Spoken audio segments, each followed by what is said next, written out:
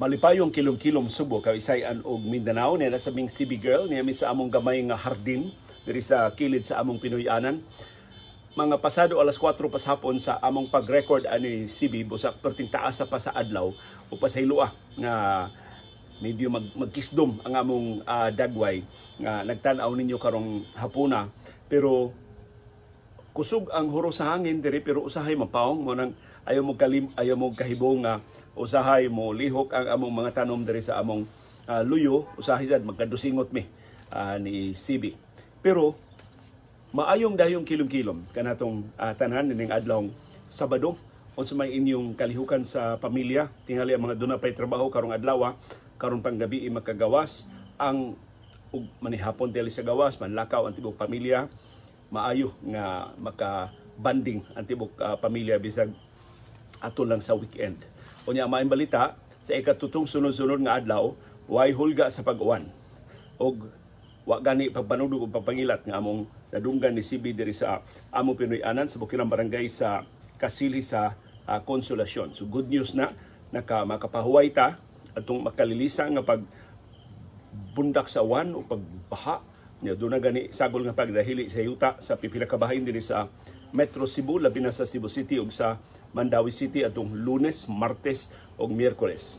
Sukad atong Huwebes, hangtod gahapon Biyernes, hangtod karon Sabado, ginhawa na tagluag. Wa nay mga hulga sa pagbaha ug sa pagdahili sa yuta. Wa na say gani perting inita, perting hayaga. Tibok adlaw ang pasidaan sa pag-asa nga cloudy to very cloudy o mapanganuron ngadto sa mapanganuron kayo nga atong kalangitan. Gamay ra kayo ang panganod nga ato nakitaan blue, asul ang atong kalangitan timaan sa tin-aw sa atong kahimtang sa panahon. Karong hapuna ang atong sugilanon among kitay tulan og lumay. Kinsa ninyo nakasuway na og lumay?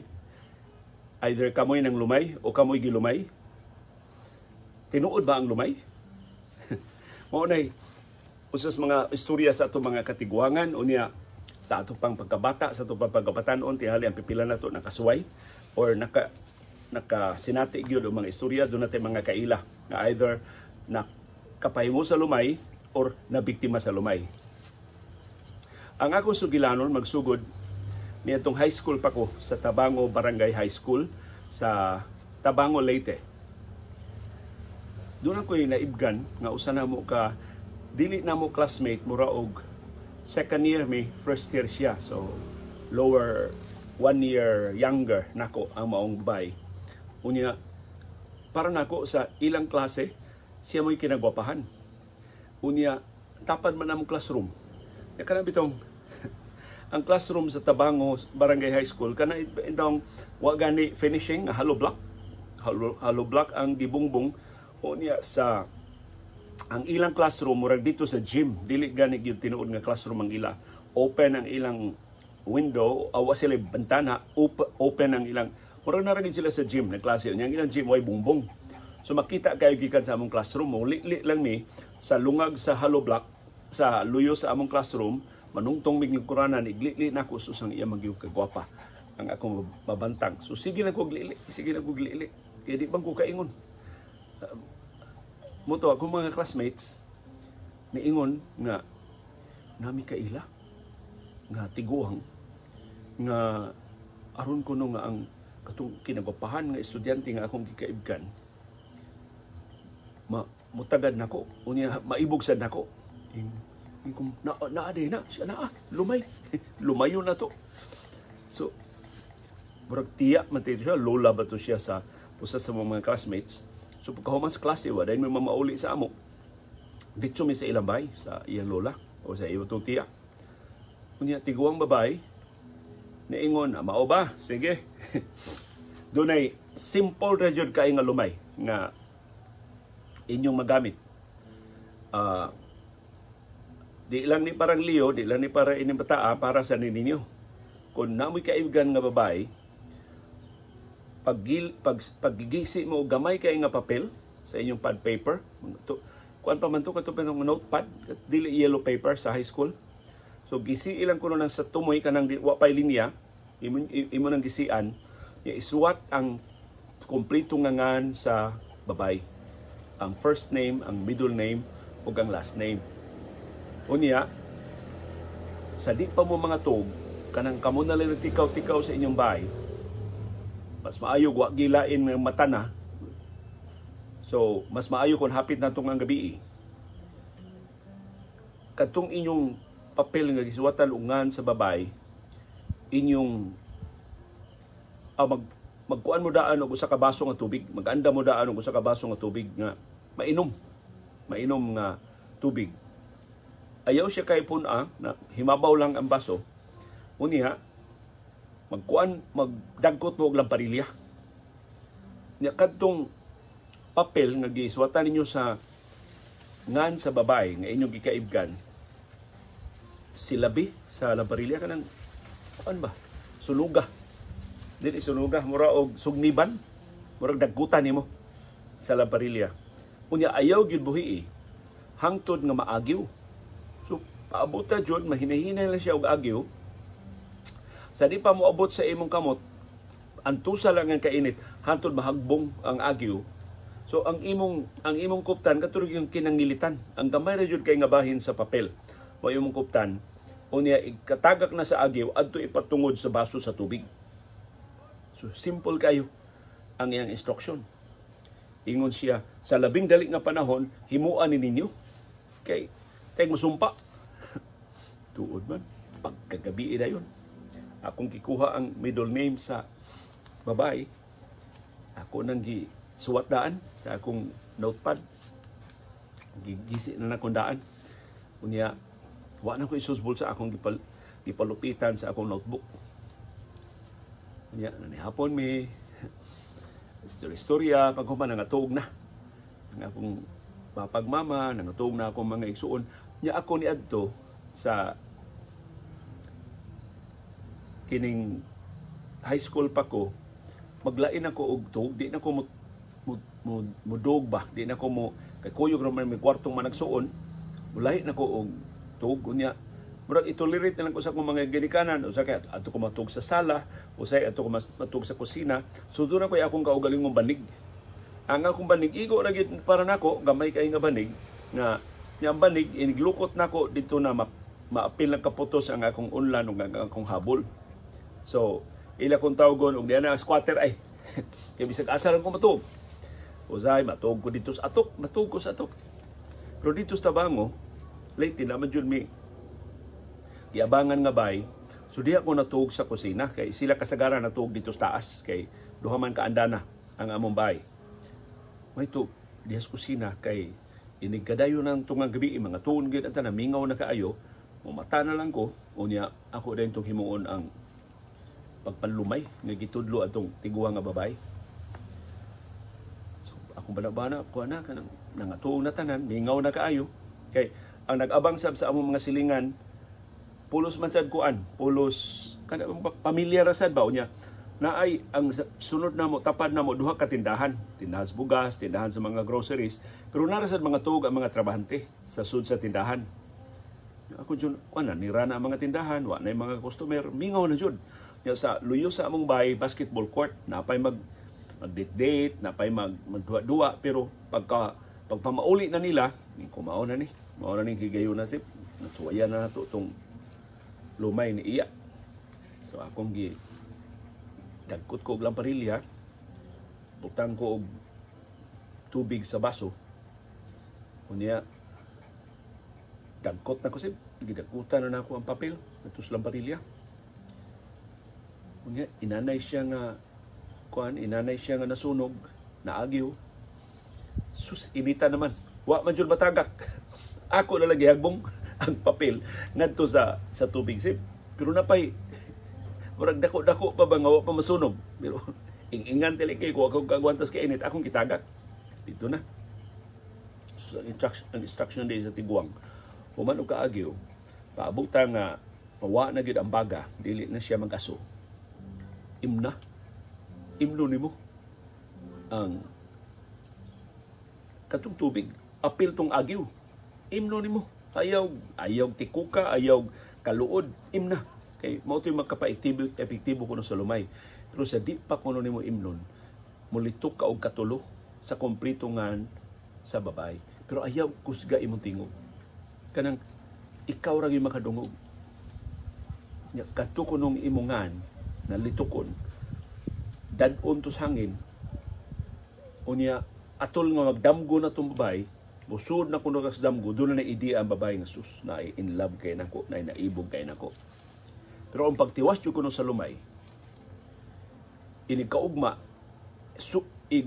igsugod sa classism. Di ko muduol sa babae, pero kanang makakita ko sa babae, makita na ko ang babae, unya, iniglingi dyan sa babae na ko, ako sang hinayon og litok ang iyangan. No, dili mo lingi ang babae. Ikakita na ko sa babae, ako hinayog litok ang iyangan, kung epektibo ko na lumay, mulingi na ko ang babae. Niya mo pahiyong. Mao isang testiguan na kay epektibo sa lumay. Natuod man. Sa yun, wa ko'y klarong kinatulgan, kay tiyaw excited kay ita ka na itong batanon bang kasing-kasing nga magsugod nagkaibog. Pero sayo kay ko na mata. Pagka ugmas buntag, sayo kay kong lumahaw, sayo kay kong basko kay ko ni adto dayon sa eskwelahan. Pag sayo man kay itong babae, kay tagal pikas man to siya nga barangay, di man to taga diha sa poblasyon. So sayo kay to sila mga bot. Unya, kuyog sa iyang grupo, sus, di na ang babae, pati guwapaha. Unya, gamay pa kayo may nabili sa among classroom. So nilitlit na sad ko dito may bintana sa among classroom. Kana bitong bintana, dili good bintana nga tarong, kana bang bintana nga murag walay hollow block ba? Murag usa lang ka hollow block ang gikuha. Ano tulo ka hollow block ang gikuha, sumurhog og tulo ka lungag ng gagmay. Nya ato ko mulingi sa usa ka lungag. Makita na nako tong babae nga akong gikaibkan. Sus, ito na siya, pagkabantang Diyos na ang babae, ako din dilitok o hinay kaayo ang iyangan. Wa man mulingi. Ako murang, wa tayo tumataro na kong litok. So, wa pa mong classmate nga, kuhan ba, wa nakabantay pa na ako na siyang dilitok o hinay iyangan. Wa man mulingi. Minghoy kay ko. Mutana, pag abot na sa akong mga classmates, yung son, biktibo. Wow, mulingi. Yung imong gituman ta ng instruction, siguro akong gituman. Tanang instruction, pero wala na akong matuman katong agyo na gud sa papel. Ako nabuhian ba kay pati ng inita. Siya mautay ito yung nakasumpa. Imo ito itong gituman dyan ang tanang mga lagda. Sige, siya usbi, ugma. Unyang gabi, usbi. So yan na ito, ugma, epektibo ba? Una-huna na ko.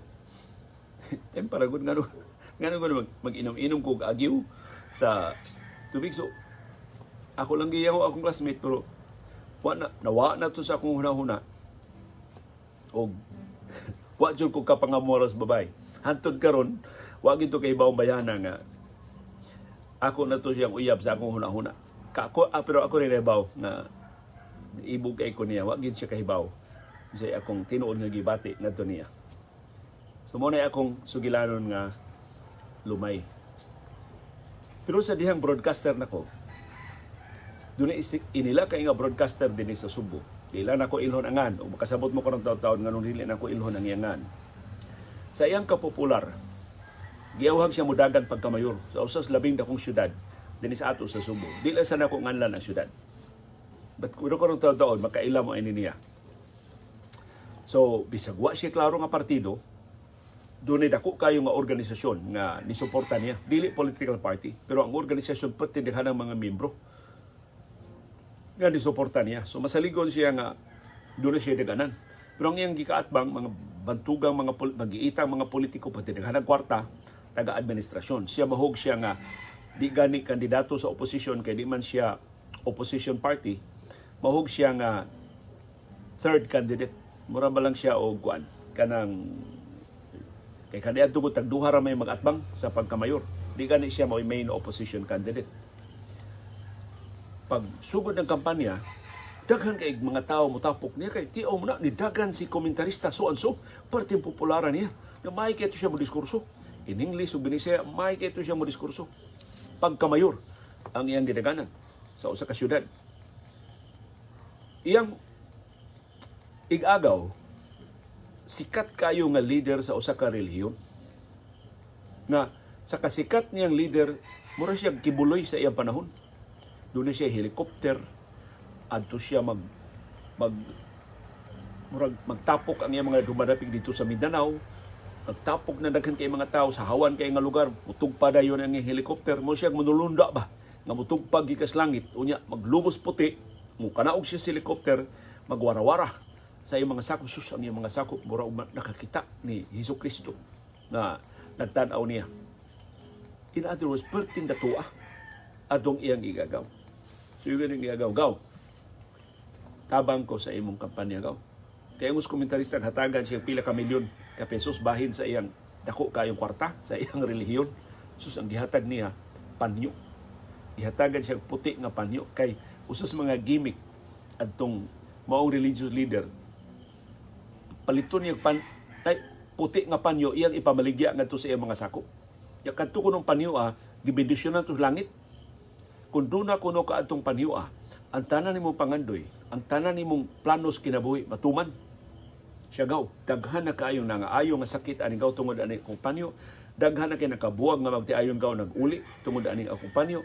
Daghan kay gaw nangandoy nga dato na milyonaryo tungod ining akong panyo. Nya ikaw igagaw tika, di tika piskan ining grasya ining maong panyo. Nya abogado man tong komentarista. Ya, sahabat dia gaw, pataka man kay gaw nangoy panyo ngayon ana. Gaw, ay lagi gaw, unsa may mawa nimo kun mutuo ka. Unya, lig-on kay nimong kaatbang sa politika. Kung wa ka ining panyo, wa jud kay daganan gaw. Mamunbon ka sa eleksyon. Tuod man. Murag pag-humor na bala siyang igagaw. Dawat niyang panyo. Siya gaw, ay nang ibuha gaw. Kada kampanya nimo gaw na ginang panyo pag sulob gyud gaw og polo nga naay bulsa sa may dughan. Ya kanang panyo gaw ibutang gina sa imong bulsa gaw, nya ipasiwil og jutay gaw. Nga makit-an yung mga tao na kay panyo nga puti. O kanang panyo gaw mohatag ng mensahe sa mga tao nga moingon ikay labing tarong nga kandidato pagkamayor, ikaw mo'y angayang padag-on, ikaw mo'y angayang pilion, ikaw mo'y angayang mangu sa atong syudad o sa atong katawhan. Ngilngig man ito manulti ang iyang igagaw nga religious leader. At tuon man, kada kampanya niya na agyon. Iya kong asawa ko, labihin na uy, saan mo panyo? Siya ayaw, labihin kayo. Nandidagon ng panyo, ni abilidad ng panyo. So, sulob giniya, bisag kapila siya mag-ilis kay singtanon kay dakuon na to siya. Singtanon kay siya ini kampanya, mag-ilis siya og pulo na gyud ni bulsa. Nga sudlanan siya panyo iya gitong ibalibal iyang panyo sa iyang mga gisulob. So ngadto sa kampanya, muro na siya nituo ba nga. Kini do na koy daganan. Bisag kahibaw siya wa siya kwarta, wa siya mihuras, wa siya makinarya sa politika pero tungod sa panyo nadasig siya nga makadaog siya. Ya katong dako kay organisasyon nga nagpaluyon niya, istorya ra ko to. Nagduda gani siya nga ang organisasyon ni duwa sab sa iya mga karibal sa politika pero sa dilang nama siya panyo. Sus bilib kay siya sa panyo. Siya ngig-agaw sa relihiyon. Siya nakadaninig pila ka libo ka mga sakop ni ang relihiyon pertinan datua. Dinhi Subo, mag-helicopter, mag-ehersisyo tong mga religious leader, luhos puti na ay magsunod nga luho kay sakyanan. So pa man mga sakyanan nga luho kay sa una, mga Land Cruiser. Ya daghan kay gwardiya. So kung dato jud kay igagaw siya. Kung nagsilbi ni panyo sa kung igagaw, tingali makatabang di sa akong kampanya. Katuon man pag iskutinyo na perti niya pildiha. Sa tulo ka kandidato pagkamayor siya ikatulo. Perting gamaya rin taos boto ngayon nakuha. So katong yung mga boto, maura yung taon doon, yung mga tigpaminaw sa radyo. Pero kasagaran yun sa mga butante, wag yun mupili niya. Kay kasagaras pilion ka tumang incumbent o ang opposition. Kaya mao may dunay makinarya. Nya mao may maka-vote buying. Sus. Pagkapildi niya, iya din gipangita ang panyo. Hayra man itong panyo. Iyang gipangita ang panyo. Di na ito, i-detalyon siya. Basta iyang gipahid siyang hugaw. Ang panyo siya kasuko sa iyang kahimangon. Kadako na kong abogado, ka-edukado na kong dituo kong panyo. Ang ikatulo na to, tulo ni kasugilanon, ako ihatag ninyo karong hapon. Ikatulo sugilanon, nganla na nato, si Iris, akong asawa, maoy nahitabuan ini. Kahinom do mo dihay tuig nga gipromote sa Department of Tourism ang traditional nga hilot isip paagi ba sa pagmensahe pagmasahe unya gituuhan sa Department of Tourism nga kung matarong lang pag-promote ang hilot, ang traditional nga hilot, ang lokal ug langyaw nga mga turista nga mga hindi sa Subo madani kay ganahan man ang mga turista og immersion, ganahan man sila nga mo share sa culture unsay kinabuhi aktual nga kinabuhi sa katawhan. So tiaw mo na, nakatilaw na sila sa kinangkusgang mensahe sa nakalalayang kanasuran sa kalibutan, pero dinhi ra Sugbo sila makatilaw og traditional nga hilot. So usa ka kompanya diri Sugbo nagkuha gyud, nagkontrata gyud og kanang mga manghihilot nga taga Siquijor. Pasayloas taga Siquijor, dili ni pagpanamasama sa inyo kining istorya, pero tinuod ning nahitabo. So nangontrata gyud sila og kinsa may kinakusgan ting masahe tighilot mga manghihilot na taga Siquijor. Tuod man niabot na katong pangugyod babae nga pangugyod nga manghihilot sa taga Siquijor. Niabot na niingon jud ang mga local official Siquijor kana mao gyud na siya authority sa panghilot. So gipadimo na unsaon niya unsa may traditional nga hilot sa Siquijor. Sus usas gidimuhan ang tag-iya mo gyud kompanya. Ang tag-iya jud kompanya. Ang bana sa tag-iya sa kompanya mo gidimuhan. Sus pag di mo kuno sa wa pa hiluta giyamyaman. Daghan kuno kay siya giyamyam ba. Ang katong hilot gikan sa Siquijor unya ni kurog kuno ang wala tuyuan ni kurog to ang bana sa tag-iya sa kompanya kay giyamyaman. Pero katong banaha daghan kay itong sakit. Kada ba tadugon kay glawas ba?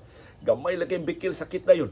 So siya kondisyon pahilot niya siya security maayo siya. So si human ko niya kurug-kurug sa paghilot. Naayo bitaw na tanan ko niya sakit dawag tang. Mas ka epektibo ha. So sunod Iris na. Dibuhan ang doktora og hilot. Sus pagsugod giyamyaman naman sa Iris. Igo sa Iris. No. Wayam-yam. Hilot talaga.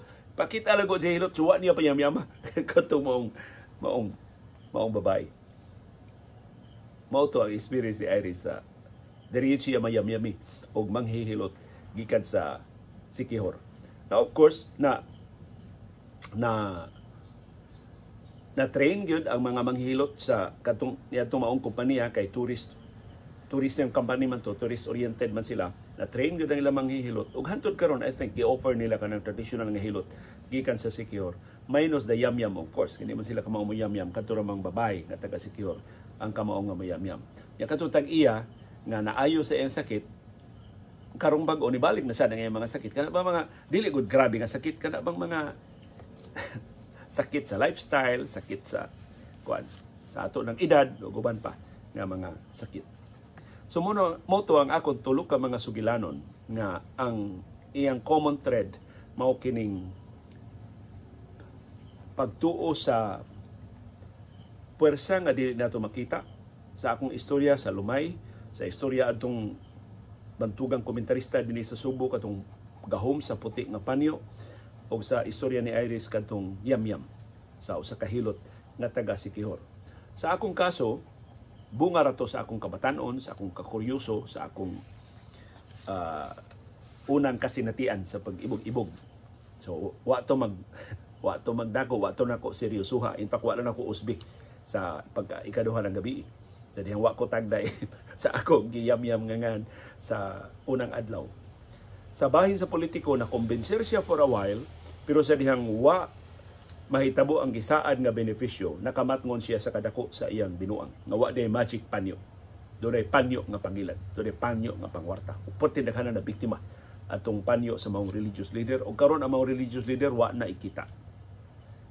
Si Apollo Kibuloy, yung kinibag-o nga mga sila Mike Bilarde, mga ni sikat, kanto siya, wa na to siya ikita. Amot, napa ba siya? Naman to siya programa sa radyo sa una. Mo yun, nakapadaghan pag-ayo sa iyang mga dumadapig, sa iyang mga sakop, sa iyang relihiyon. Pero I don't know, napa ba siya helicopter, nabaligya pa ba siya o panyo, pero wa na to siya igdong. Bisan katong iyang mga buildings, ang ituko din ni Subo, ako na hibawan ko ng bago, marang nabaligya na. So, kinigong relihiyon, ikakitas mga tao, wa man mi maluwas, wa man mi mulambo, wa man mi mudako, wa man mi malipay, ining iyang magic na panyo. So tingali na nasakpan ang iyang binuang. Sa bahay ni Iris, tungod sa iyang medical training, na-resist siya. Wa siya mo tolerate nga yamyaman siya sa mong hilot sa sikihor o wa gid siya makabatyag og talagsaon nga epekto or espesyal nga epekto sa hilot sa taga sikihor.